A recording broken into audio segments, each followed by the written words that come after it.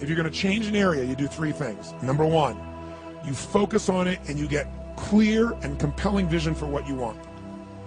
If your body's not where you want it to be, I tell you there's one simple reason. It's not your focus. No, I focus on it. I focus all the time on how fat I am. No. See, if you focus on crashing into the pole, trying not to, the more you try not to, what you focus on, that's where the energy goes, that's where you go, right? We all know that. But what people tend to do is, I'm saying focusing on what you want, not what you don't want. And not only just focusing on what you want, where you focus and say, well, I'd like to be strong, I'd like to be energetic, I'd like to be fit. It's focusing and making it compelling. You can't just focus on it. You got to create a clear and compelling future in that area that will pull you towards it, so you're not trying to push yourself. If there's an area you're not improving in, think of three pillars, if you would. Pillar one is get focused and clear. What's compelling? Where are you? Really? And don't lie. Where do you want to be? And make it so compelling you can't help it. When you wake up in the morning, you want to transform this area of your life. So the quality of your life already is better just because you are so excited about what you're after. When you do that with your body or your emotions or your finances or time or any other area, and you start focusing and you're clear, you're going to have energy. You're going to have drive. You're going to start to do something. How do you make sure what you do really work? Is model someone who's already successful.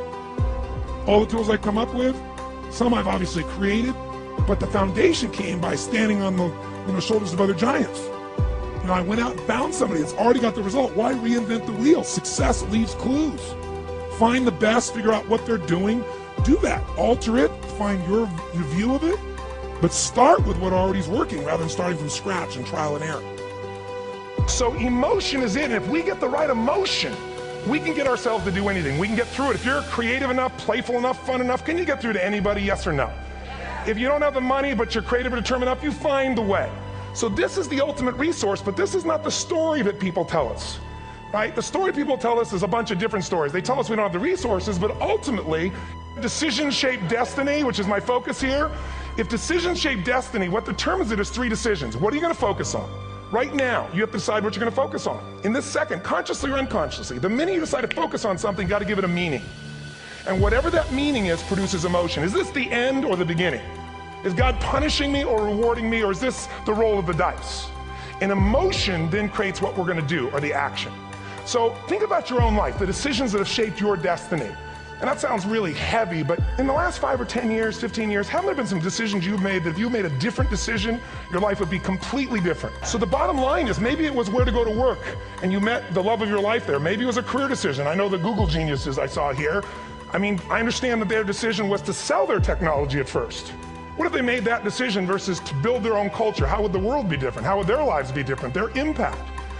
The history of our world is these decisions. When a woman stands up and says, no, I won't go to the back of the bus, she didn't just affect her life. That decision shaped our culture. Or someone standing in front of a tank. Psychological strength. That's the difference in human beings that I've seen of the 3 million I've been around. Because that's about my lab. I've had 3 million people from 80 different countries that I've had a chance to interact with over the last 29 years. And after a while, patterns become obvious. You see that South America and Africa maybe connect in a certain way, right? Other people say, oh, that sounds ridiculous. It's simple. So what shapes you? 2 invisible forces, very quickly. 1, state. We all have had times. Have you had a time you did something and after you did it, you thought to yourself, I can't believe I said that. I can't believe I did that. It was so stupid. It wasn't your ability, it was your state. Your model of the world is what shapes you long term. Your model of the world is the filter. That's what's shaping us. That's what makes people make decisions. When we want to influence somebody, we got to know what already influences them. And it's made up of 3 parts, I believe. First, what's your target? What are you after? Which I believe it's not your desires. You can get your desires to goals. How many of you ever got a goal or desire and thought, is this all there is? How many have been there? Say aye. So it's needs we have. I believe there are 6 human needs. Second, once you know what the target that's driving you is and you uncover it for the truth, you don't form it, you uncover it. Then you find out what's your map. What's the belief systems that are telling you how to get those needs? Some people think the way to get those needs is destroy the world. Some people is to build something, create something, love someone. And then there's the fuel you pick. So very quickly, 6 needs, let me tell you what they are. First one, certainty. Now these are not goals or desires, these are universal. Everyone needs certainty that they can avoid pain and at least be comfortable. Now how do you get it? Control everybody, develop a skill, give up, smoke a cigarette?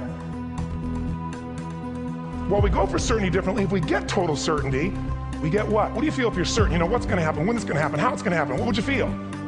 Bored out of your mind. So God, in her infinite wisdom, gave us a second human need, which is uncertainty.